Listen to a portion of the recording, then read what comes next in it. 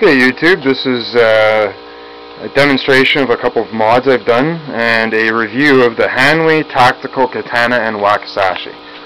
You're probably going to have to excuse me, I'm not the best video presenter, but anyway, I'll get right along on it. My camera seems to like batteries quite a bit, so... I'm not going to nitpick too much. I've got some issues with these items, but I will get to them. We're just basically going to go over real quickly what Hanwei says on their site here. This is just a shot right off their site. So, sidearm of the samurai, blah blah blah, designed for strenuous outdoor use and protection.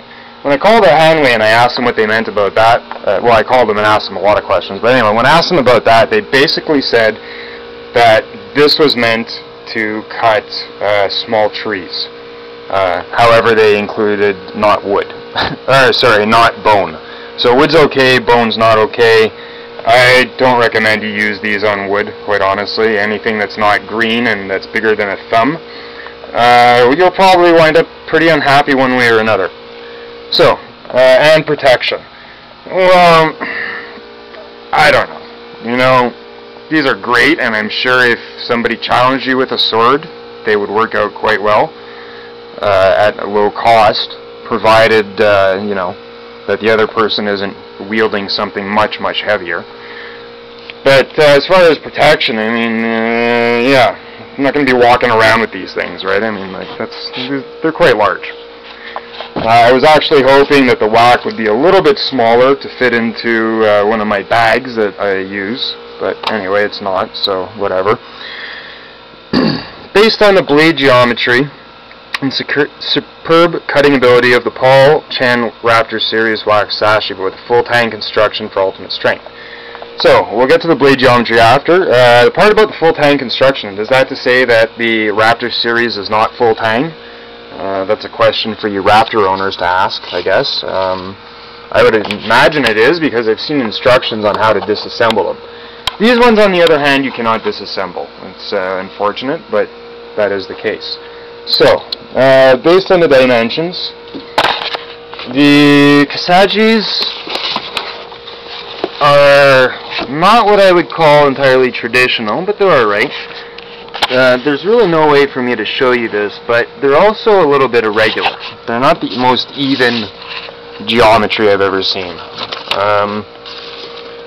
So, they do work though. They're quite pointy, they're quite nice, I like them. Even though I could use a little bit more of a uniform look to them, just because it increases my confidence, I guess, which might be silly, but anyway. I don't want something breaking off, you know, hurting me or anyone else, but... Okay, so, the Wakizashi is 5.9 millimeters width. Oops. And the Katana is 5.48. So, once again, the whack, 5.25. It's kind of finicky, this caliper. It's not the best caliper either. 5.2. All over the place. 5.19.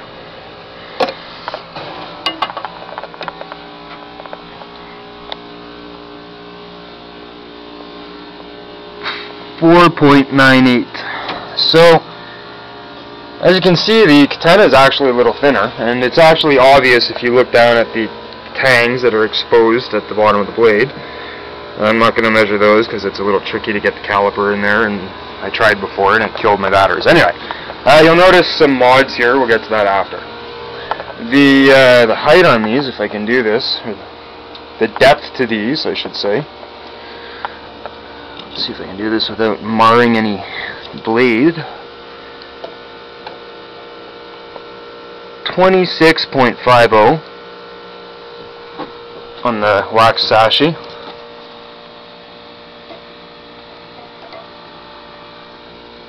And 26.32 on the Katana. Okay, so that's the geometry more or less. The Tsuba on the katana is a little bit longer, or deeper I should say. Longer? Anyway, than the whack. They're both adequate. I don't even like them, which is why I'm disappointed. I don't like them in general on any sword I own, which is why I'm disappointed I can't take the handle apart and get rid of it without cutting it anyway. I like to keep them just in case, but next says it's the tactical whack is equal to any required task and then some in comparison to the Chen Raptor series. Now, when I got this katana, the blade had quite the chip in it. You can kind of see. Let's see here, get some backdrop. You can kind of see where I've managed to sharpen it out a little bit. I don't know if you can see it, but anyway, the blade came chipped. I pointed it out to the person working at the store. They couldn't really see it, but not too big of a concern. It did get dropped once on its side, and I don't know if you can see that. And that took out a rather large chunk of the blade, just about as big as the one that was already missing, which is not too cool. The whack is a butter knife. The katana is acceptable. Apparently that's an issue they all have. I'll get to that after. Then they go on to talk about the high carbon spring steel blade is plasma coated for corrosion protection. There's a couple of things on this. I've heard some people say that Hanwei says that it's actually only coated to about here, this back portion of the blade, the spine. I kind of feel it's actually coated the whole way through, to tell you the truth, just because when I sharpen it I noticed marring that doesn't look like it's actually the metal being scratched or scuffed. So, and we'll get to the sharpening later. But, so anyway, my problem with the plasma coating part is plasma coating is a process, and they don't talk about what material it's plasma coated with. There's a few of them out there, and it would be nice to know what, so I could get a better idea of what's acceptable for cleaning this thing. I've got a bunch of cleaners up there, which you probably all just went, oh my god, at, but, yeah, I mean, honestly, I would rather have something that I know is engineered for cleaning metal than, you know, some traditional old oil that I can't find in this town and that it will cost me a lot of money when I go drive 2 hours to get it. So anyway, yeah, I want to know what this plasma coating is. It'd be nice. On to the next thing. Okay, so here we'll get into the first of the mods, which is the handle. They talk about the checker Creighton handle provides a sure foul weather grip. It's garbage. Sorry, I hate it.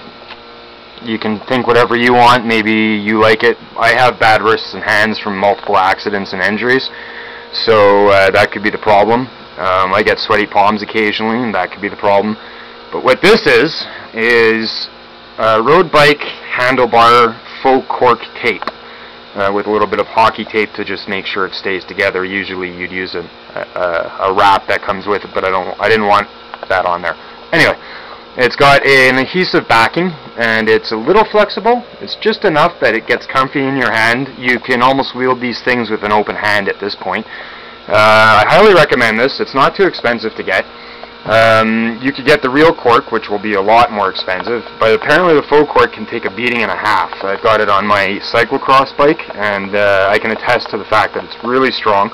And it doesn't leave any damaging substances on the Creighton handle, so if you were to take this off and decide to go with just the regular handle at some point in the future, that'll be fine. I see we're at 9 minutes here, and I think YouTube's got a limit of 10. So, I'm going to try and get to this real quick. Fiberglass scabbard, construction avoids water absorption. Okay, fair enough, but it does have a wood strip in it that comes apart. On the last one, you can see on one of my videos the wood coming apart. Anyway, and it's got several lanyard holes. I see one.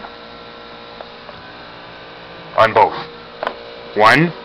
I don't know what they're talking about several, because I don't usually tie my blades down by the handle. Paracord provide carrying and backpack attachment options. I'm going to be modifying this in the future. So I'm going to cut this